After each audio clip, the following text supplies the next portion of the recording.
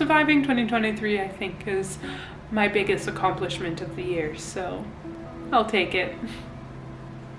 I'll take it. Hi, baby. Hey, what's up?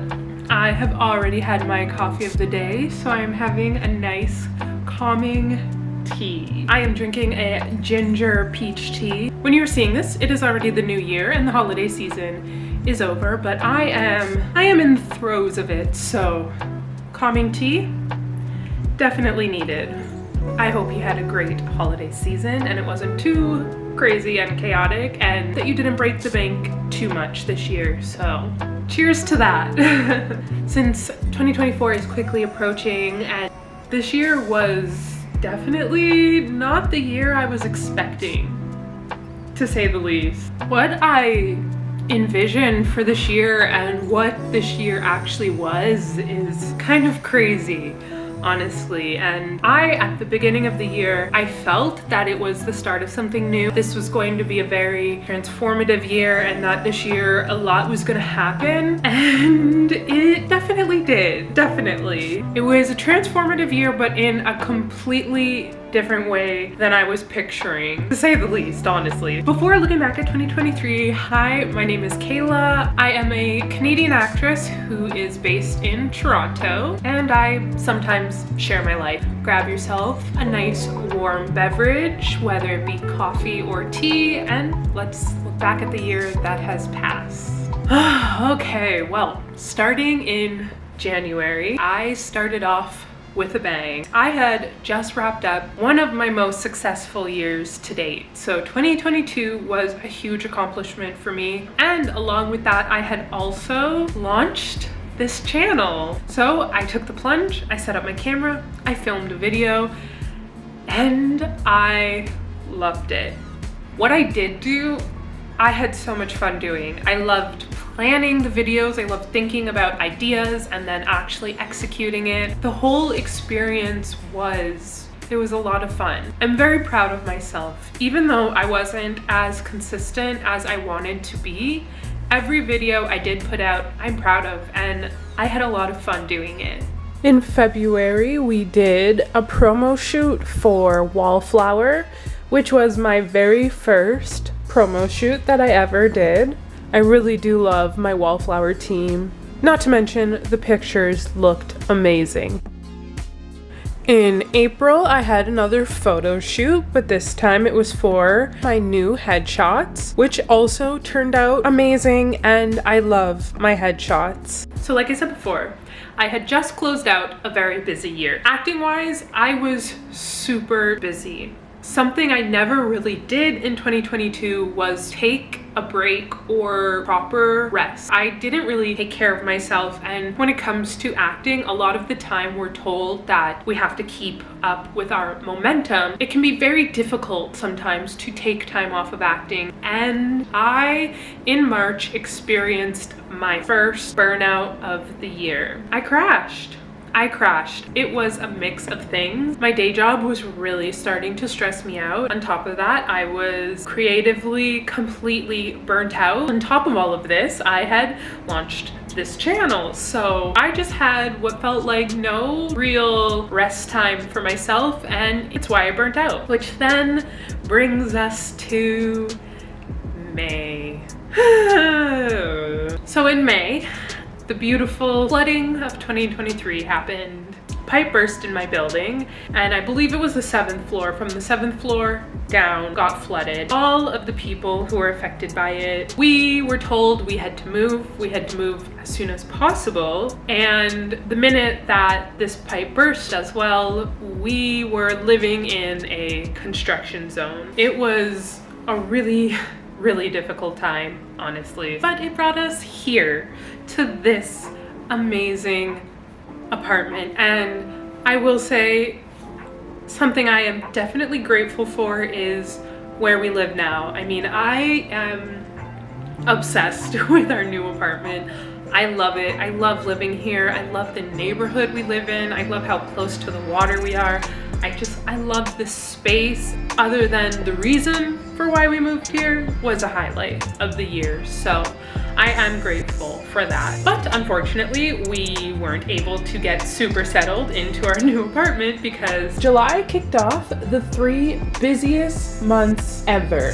Starting off with a trip to Montreal, which was the first time going there since the pandemic. So it was action-packed with yummy food, farmers markets. Oh my god, I bet those pickles are delicious. I'm watching them right now cut the meat.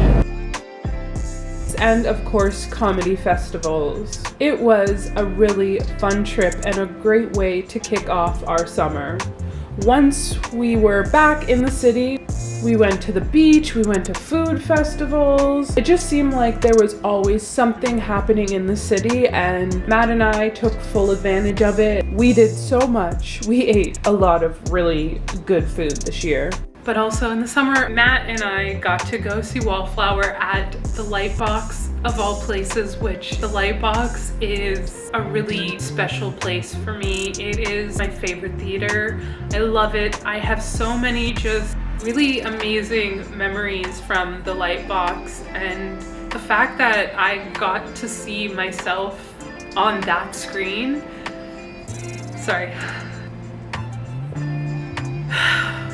The fact that I got to see myself on that screen in a role that I was so proud of, it was definitely a really big accomplishment for me. So I then ended the summer with a major birthday.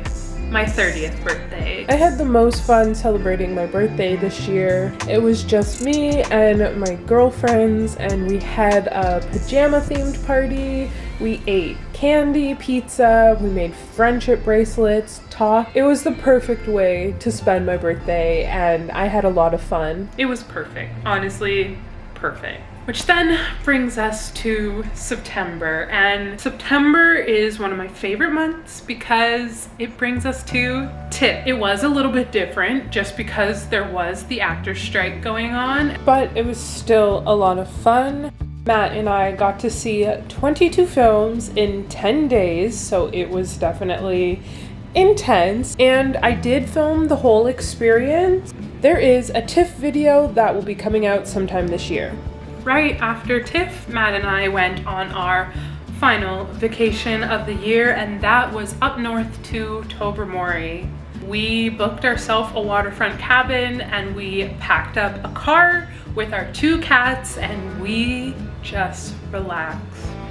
It was stunning. It was beautiful. We hiked and we got to just be in nature and relax. It was the perfect way to kind of end our crazy summer.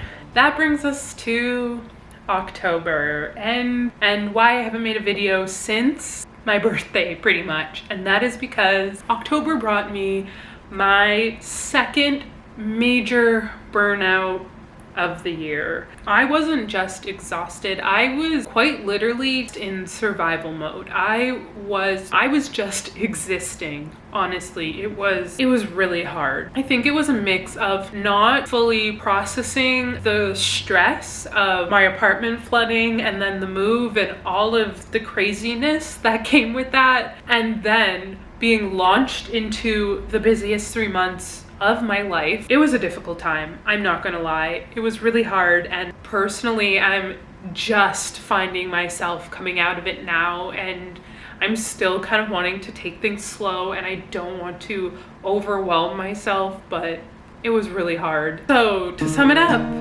2023 was the year of new beginnings. It was the year that I launched this YouTube channel and found out just how much work it really does take to do this. I was able to fall in love with my creative side all over again and have this channel as a time capsule of this year in my life. I had one of the busiest but most rewarding and fun summers I ever had. I was able to reconnect with myself on such a deeper level than I have before. And even though I did not book any acting jobs, I accomplished 2 major major acting goals of mine. I got to see myself on the big screen at the Lightbox, and my work was in not one but 3 film festivals. Also, Wallflower premiered this year. It is available on Fuse TV if you want to check it out and see the project that I am so grateful and proud of. The link will be down below. 2023 definitely didn't go as expected, but I'm still proud of every moment in it. And looking at 2023, I see how much heartbreak and struggle I went through. I also see just how far I've come. 2024, man, just you wait to see. Will you be there to see it? I hope so. Okay, well, that is it for this video. Let me know, what was 2023 like for you? Thanks again for watching, and I'll see you in the next video. Bye! I did it.